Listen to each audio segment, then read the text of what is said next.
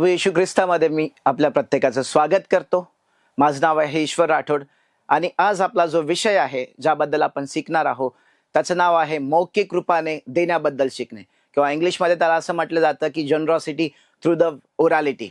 आणि यामध्ये आपण शिकणार आहोत की देणं म्हणजे काय आहे, आपण देवाला काय काय देऊ शकतो आणि देण्याचं महत्त्व काय आहे आणि त्याचा उद्देश काय, आणि त्याचा आपल्या चर्चमध्ये, आपल्या ख्रिस्ती मंडळीमध्ये त्याचा उपयोग किंवा त्याचा जो परिणाम आहे कशा प्रकारे होऊ शकतो त्याबद्दल आपण आज बघणार आहोत। आणि जे आपण बघणार आहोत की देणं म्हणजे काय आहे, आपण देवाला काय काय देऊ शकतो, तर आपण एक ऍक्टिव्हिटीच्या द्वारे आपण देणं शिकणार आहोत। तर तुम्ही माझ्या हाताकडे बघू शकता, ह्या दोन मुठा आहे ज्या दोन्ही पण बंद आहे। तर देवाला आपण कशा प्रकारे काय काय देऊ शकतो त्याबद्दल आज आपण बघणार आहोत। हे दोन मुठा म्हणजे एका मुठामध्ये आपण हे बघू शकतो की आपले नाते आहेत, आपलं प्रेम आहे, आपलं हास्य आहे, आपलं वेळ आहे।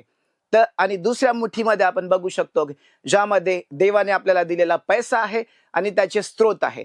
तर कधी कधी आपण काय करतो की आपलं जे देणं आहे, आपलं जे एक हात आहे तो आपण देवाला देतो, म्हणजे आपले नाते, आपला वेळ, आपलं प्रेम, आपलं हास्य आपण देवाला देतो।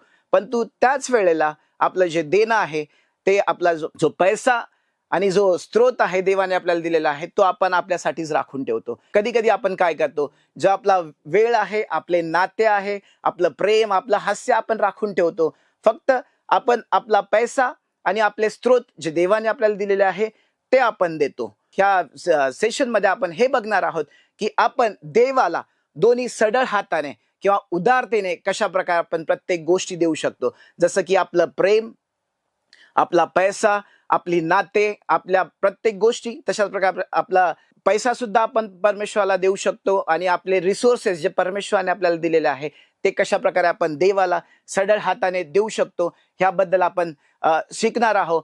आणि याचं का महत्वाचं आहे, जे आपण बघतो आपण की ओरॅलिटी मध्ये देणं का महत्वाचं आहे, उदारतेने देणं का महत्वाचं आहे, जर आपण त्याचा विचार करतो तर परमेश्वराने आपल्याला दिलेला आहे।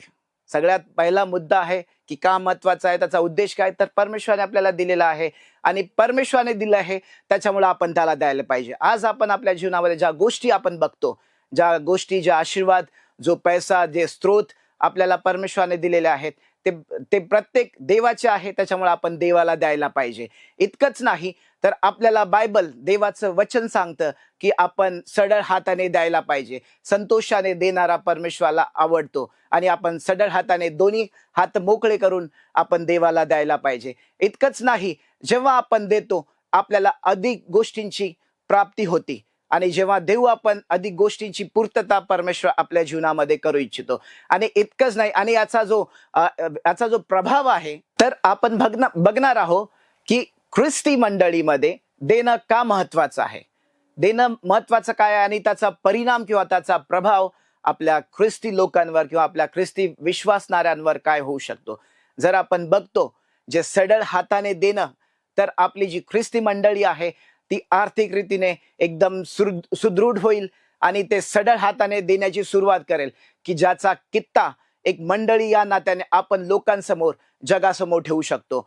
इतकंच नाही तर आपल्याला जो उद्देश आहे देण्याचा, त्या उद्देशामुळे जी आपली मंडळी आहे ती अधिक रीतीने आर्थिकरित्या सुदृढ होईल आणि परदेशीय धनावर किंवा परदेशीय जे फॉरेन फंड आहे त्याच्यावर आपण जास्त अवलंबून न राहता आपण स्वतःचं चर्च जास्त सक्षम बनू आणि त्या सक्षमतेच्या द्वारे लोकांना आपण अधिकाधिक ख्रिस्ताचं जे कित्ता आहे, ख्रिस्ताने जे आपल्याला शिकवून दिलेलं आहे की द्या म्हणजे तुम्हाला मिळेल, तुम्ही देण्याच्या द्वारे एकमेकांना प्रीतीचं प्रदर्शन करू शकता, त्याचा एक कित्ता आपण लोकांसमोर ठेवू शकतो। इतकंच नाही तर देणं हे खूप महत्वाचं आहे आणि देणं हे देव आपल्याला सांगतं।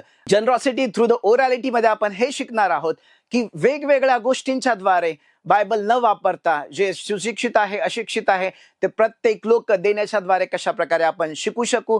इतकंच नाही तर ज्या गोष्टी लोकांना वाचून किंवा लिहून शिकता येत नाही ते आपण वेगवेगळ्या गोष्टींच्या द्वारे, बायबलच्या वेगवेगळ्या दाखल्यांच्या द्वारे आपण शिकणार आहोत आणि त्या गोष्टींना आपण अधिकाधिक आपल्या जीवनामध्ये त्याचं आपण पालन करणार आहोत, की जेणेकरून देवाने ज्या गोष्टी, जे दाखले आपल्याला देण्याबद्दल शिकवलेले आहे ते आपण लोकांना शिकू. आणि शेवटी मी तुम्हाला एकच म्हणेल की जसं पौल त्याच्या जीवनामध्ये म्हणतोय की मी कोणाच्या सोन्याचा, मी कोणाच्या रुपयाचा किंवा मी कोणाच्या वस्त्राचा मोह धरला नाही, पण मी याच हाताने मी श्रम केलेले आहेत आणि जशा माझ्या मी गरजा पूर्ण केलेल्या आहेत तशाच माझ्या कष्टाच्या द्वारे मी लोकांच्या सुद्धा गरजा पूर्ण केलेल्या आहे. आणि मला आशा आहे की ह्या व्हिडिओच्या द्वारे, ह्या रचनात्मक व्हिडिओच्या द्वारे तुम्हाला देणं काय आहे आणि मौखिक रूपाने आपण देण्याबद्दल कशा प्रकारे शिकू इच्छितो त्या आपण येणाऱ्या व्हिडिओमध्ये अधिकाधिक गोष्टी आपण शिकणार आहोत. आणि मला आशा आहे की तुम्ही याचा लाभ घ्याल. आणि देणं काय आहे की जसं आपण आपल्या परिचयामध्ये शिकलेलो आहोत की परमेश्वराला आपण कुठल्या कुठल्या गोष्टी देऊ शकतो. काही लोकांना असं वाटतं की फक्त आपण पैशाच्या द्वारे सेवा करू शकतो, आपण आपल्या दुसऱ्या गोष्टी नाही दिल्या तरी चालतात. पण मला तुम्हाला सांगू द्या की आपण देवाला प्रत्येक गोष्ट देऊ शकतो. जसं आपण हाताच्या कृतीमध्ये शिकलेलो आहोत की आपण एका हातामध्ये आपले नाते, आपला वेळ, आपलं हास्य, आपलं प्रेम आपण ठेवलेलं आहे. काहींना असं वाटतं की आपण ह्याच गोष्टी आपण देऊ शकतो परमेश्वराला आणि बाकी एक हात आपण स्वतःकडे राखून ठेवतो. तर काही गोष्टींमध्ये, काही लोकांच्या विषयामध्ये असं आहे की आपण फक्त आपला पैसा आणि आपले जे स्रोत आहे ते आपण देवाला देऊ शकतो, पण आपले नाते, आपला प्रेम, आपला वेळ, आपल्या बाकीच्या गोष्टी आपण देवाला नाही दिल्या तरी चालतात. पण मला तुम्हाला सांगू द्या की यामध्ये फक्त आपण पैसेच देऊन देवाची स्तुती, देवाची आराधना किंवा देवाला गौरव देऊ शकत नाही.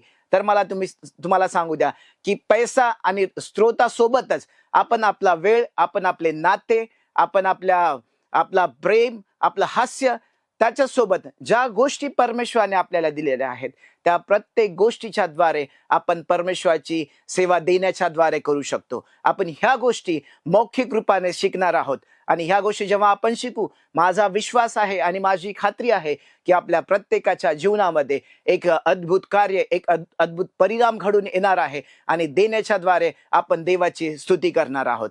परमेश्वर तुम्हाला या व्हिडिओच्या द्वारे आशीर्वादित करो. धन्यवाद.